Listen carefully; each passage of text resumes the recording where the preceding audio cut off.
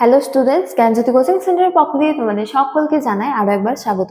তো স্টুডেন্টস, আজকের ক্লাসে আমরা যে বিষয় নিয়ে আলোচনা করব তা হলো সিপাহী বিদ্রোহের কারণ পার্ট 2 নিয়ে। ঠিক আছে, এর আগের ক্লাসে আমরা কিছু কারণ নিয়ে আলোচনা করেছি, আজকে আমরা বাকি কারণগুলো নিয়ে আলোচনা করব। তো তোমরা যারা আগের ক্লাসটি করোনি তোমরা কিন্তু প্লেলিস্টে গিয়ে ভিডিওটি দেখে নিতে পারো। তো স্টুডেন্টস, আজকে আলোচনা শুরু করার পূর্বে তোমাদের বলে রাখি যে তোমরা যারা বিকেইউ অর্থাৎ বাঁকুড়া ইউনিভার্সিটির অন্তর্গত 4th সেমিস্টারে রয়েছে, তোমাদের যাদের মেজর হিস্ট্রি রয়েছে তাদের পেপার 8 এর একটি গুরুত্বপূর্ণ টপিক নিয়ে আজকের ক্লাসে আমরা আলোচনা করব। তো আলোচনা শুরু করার পূর্বে তোমাদের একটা ছোট্ট ইনফরমেশন দিয়ে রাখি যে তোমরা যারা ভাবছো তোমরা এই সেমিস্টারে আমাদের সাথে অনলাইনে যুক্ত হবে, তোমরা স্ক্রিনে দুটো নাম্বার দেখতে পাচ্ছ। এই দুটো নাম্বার হলো 7076398606 এবং আরেকটি হলো 6295916282। তো তোমরা এই দুটো নম্বরের মধ্যে যে কোনো একটিতে যোগাযোগ করে আমাদের সাথে যুক্ত হতে পারো। এছাড়া তোমাদেরকে একটু কোর্স ডিটেলসটাও বলে রাখি যে তোমাদের যাদের মেজর কোর্স রয়েছে তোমাদের জন্য যে কোর্স ফিটা রাখা হয়েছে সেটা রাখা হয়েছে কেবলমাত্র 1199 টাকা। এছাড়া তোমাদের যাদের মাইনর কোর্স রয়েছে তোমাদের জন্য যে কোর্স ফিটা রাখা হয়েছে সেটা রাখা হয়েছে কেবলমাত্র 699 টাকা। ঠিক আছে, তো স্টুডেন্টস, এই ছিল ইনফরমেশন। এবারে আমরা আজকে আলোচনা শুরু করব। তো সিপাহী বিদ্রোহের যে বিভিন্ন কারণ ছিল, যেমন সিপাহী বিদ্রোহের কারণগুলিকে আমরা নানা ভাগে ভাগ করে আলোচনা করতে পারি, যেমন রাজনৈতিক কারণ, সামাজিক কারণ, ধর্মীয় কারণ, অর্থনৈতিক কারণ। ঠিক আছে, বিভিন্ন কারণ। তো আগের ক্লাসে আমরা রাজনৈতিক কারণ, এছাড়া অর্থনৈতিক কারণ এবং সামাজিক কারণ নিয়ে আলোচনা করেছি। আজকের ক্লাসে আমরা বাকি কারণগুলি নিয়ে আলোচনা করব। ঠিক আছে, তো দেখো প্রথমে রয়েছে কি ধর্মীয় কারণ। ঠিক আছে, তো এই বিদ্রোহের একাধিক ধর্মীয় কারণও পরিলক্ষিত হয়, যেমন বলা যায় যে সিপাহী বিদ্রোহের একটি অন্যতম প্রধান কারণ হলো কি ধর্মীয় কারণ। ঠিক আছে, তো ইংরেজ শাসনকালে ভারতে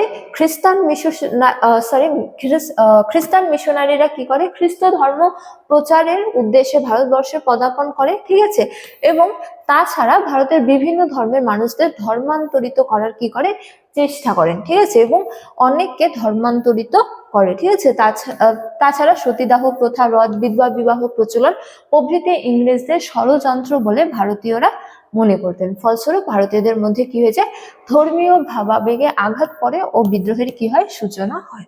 তো দেখো খ্রিস্টান মিশনারিরা এদেশে এসেছিল কি করতে, খ্রিস্টান ধর্ম প্রচার করতে। ঠিক আছে, এবং এই প্রচারের ফলে কি হয়ে যায়, বিভিন্ন ধর্মের মানুষেরা খ্রিস্টান ধর্মে ধর্মান্তরিত হতেও শুরু হয়। ঠিক আছে, তো এইভাবে বিভিন্ন ধর্ম সম্প্রদায়ের মানুষেরা এই এই খ্রিস্টান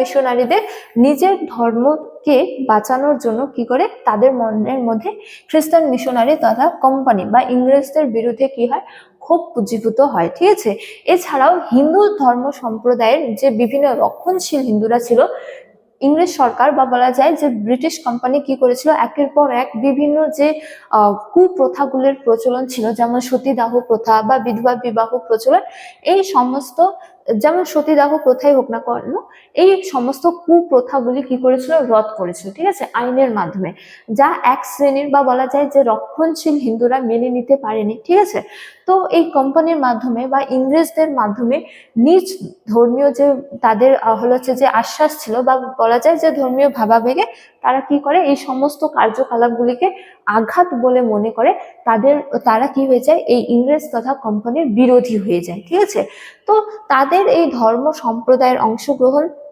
ইংরেজদের বা কোম্পানির বা বলা যায় যে তাদের এই কার্যকলাপে ক্ষুব্ধ হয়ে তারা শেষ পর্যন্ত কি করেছিল, এই বিদ্রোহে অংশগ্রহণ করেছিল, বা কোম্পানির বা ইংরেজ সরকারের এই ধর্মীয় হস্তক্ষেপে কিন্তু এই বিদ্রোহের অন্যতম প্রধান কারণ ছিল। ঠিক আছে, তারপরে দেখো বলা হয়েছে সামরিক কারণ। তো এই বিদ্রোহের সামরিক কারণ হিসেবে বলা হয়েছে যে ব্রিটিশদের সামরিক ক্ষেত্রে বৈষম্যমূলক আচরণ এখানে বিদ্রোহের হবে অন্যতম প্রধান কারণ ছিল। ঠিক আছে, অর্থাৎ ইংরেজ সিপাহীদের তুলনায় ভারতীয় সিপাহীদের কি করা হতো, কম বেতন দেওয়া হতো। তো এই যে ইংরেজ সেনাবাহিনী ছিল বা কোম্পানির সেনাবাহিনী, সেই সেনাবাহিনীতে দু ধরনেরই মানুষ থাকতো, যেমন ভারতীয়রাও থাকতো তেমন ইংরেজরাও থাকতো। ঠিক আছে, তো ভারতীয়দের কিন্তু কম বেতন দেওয়া হতো বা বলা যায় যে ভারতীয় যে সিপাহীরা থাকতো তাদেরকে কম যে বেতন দেওয়া হতো, ঠিক আছে। এছাড়া অভিজ্ঞ ভারতীয় সেনাবাহিনীদের তুলনায় কম অভিজ্ঞ, ঠিক আছে, ইংরেজ সিপাহীদের পদোন্নতি করা হতো। অর্থাৎ যদি ভারতীয়রা দক্ষ হয়, যোগ্য হয়, তাহলেও কিন্তু তাদের পদোন্নতি হতো না।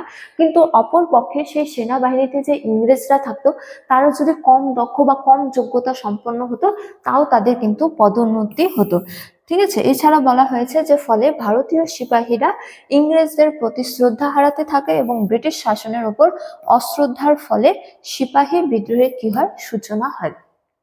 তো সামরিক ক্ষেত্রে এই যে বৈষম্য, ইংরেজ সেনাবাহিনী বা বলা যায় যে ইংরেজ সিপাহী এবং ভারতীয় সিপাহী বা ভারতীয় সেনাবাহিনী, এই যে সামরিক বৈষম্য, এই সামরিক বৈষম্য কিন্তু এই বিদ্রোহের অন্যতম প্রধান কারণ ছিল, ঠিক আছে। যেমন ভারতীয়দের আরেক রকম বেতন দেওয়া হতো একই পদে, ঠিক আছে, একই পদে একজন ভারতীয় একজন ইংরেজ থাকলে ভারতীয়দের যে বেতন দেওয়া হতো ইংরেজদের তাদের থেকে বেশি দেওয়া হতো, ঠিক আছে।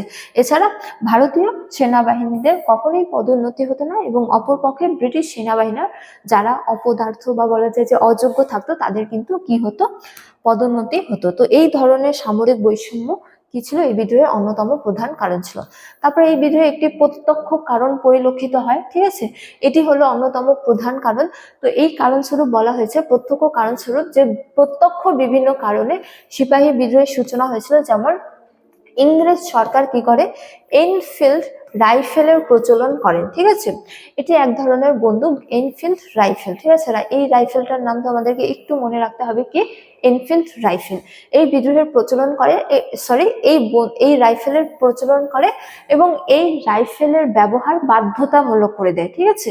ভারতীয় সেনাবাহিনী এবং ইংরেজ সেনাবাহিনী এই রাইফেল ব্যবহার করা বাধ্যতামূলক করে দেয়, ঠিক আছে, ইংরেজরা বা কোম্পানি। এবং সেই রাইফেলের যে কার্তুজ, সেই কার্তুজ দিয়ে চালানো হতো, ঠিক আছে। তো এই কার্তুজ কিন্তু দাঁত দিয়ে কেটে ব্যবহার করতে হতো, ঠিক আছে।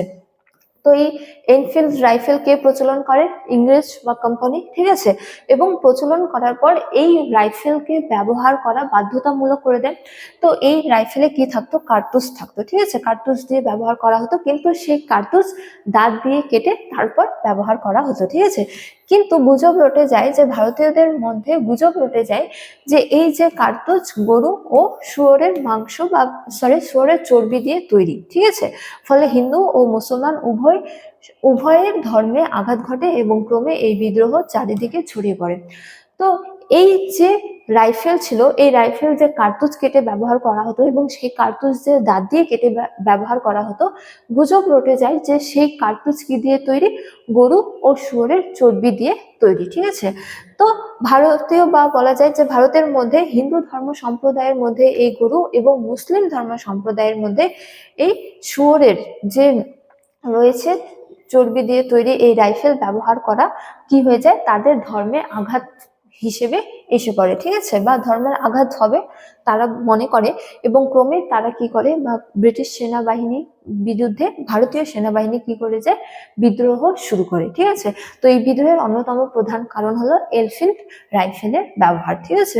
তো দেখো, পরিশেষে বলা যায় যে ব্রিটিশ শাসনকালে ব্রিটিশদের দ্বারা অত্যাচারিত হয়ে ও ব্রিটিশদের বিভিন্ন নিয়ম নীতির বিরোধিতা, বিশেষত ব্রিটিশদের বৈষম্যমূলক আচরণের জন্য বা বলা যায় যে কারণে সিপাহী বিদ্রোহ সংগঠিত হয়েছিল, বা বলা যায় যে ব্রিটিশদের বিভিন্ন কারণে বা বৈষম্যমূলক নীতির কারণে কি হয়েছিল, শেষ পর্যন্ত ভারতীয়রা এই বিদ্রোহ সংগঠিত করেছিল এবং ঐতিহাসিকদের মধ্যে এই বিদ্রোহ ব্রিটিশ সরকারের ভিত নাড়িয়ে দিয়েছিল, বা বলা যায় যে ভারতীয় ইতিহাসে এই বিদ্রোহের গুরুত্ব কিন্তু অপরিসীম। তো এটি ছিল ভারতীয়দের মাধ্যমে সংগঠিত প্রথম বিদ্রোহ, ঠিক আছে। তো এই বিদ্রোহ পরবর্তীকালে বিভিন্ন বিদ্রোহকে কি করেছিল, পথ প্রশস্ত করেছিল বা ত্বরান্বিত করেছিল, ঠিক আছে। এবং বলা যায় যে এই যে বিদ্রোহ, এই বিদ্রোহে বিভিন্ন ধর্ম সম্প্রদায়ের মানুষ কিন্তু অংশগ্রহণও করেছিল, ঠিক আছে। তো সুতরাং বলা যায় যে ভারত ইতিহাসে এই যে বিদ্রোহ, এই বিদ্রোহের কারণ কিন্তু অপরিসীম। তো স্টুডেন্টস, এই ছিল আজকে সিপাহী বিদ্রোহের কারণ নিয়ে শেষ আলোচনা, ঠিক আছে। তো আজকে ক্লাস এতটাই, এই ডিটেলসটা নিয়ে আমি আগেই আলোচনা করে দিয়েছি। আজকে ক্লাস এতটাই, তোমাদের সাথে দেখা হবে পরবর্তী ক্লাসে। ততক্ষণ তোমরা সকলেই ভালো থাকো, সুস্থ থাকো। Thank you.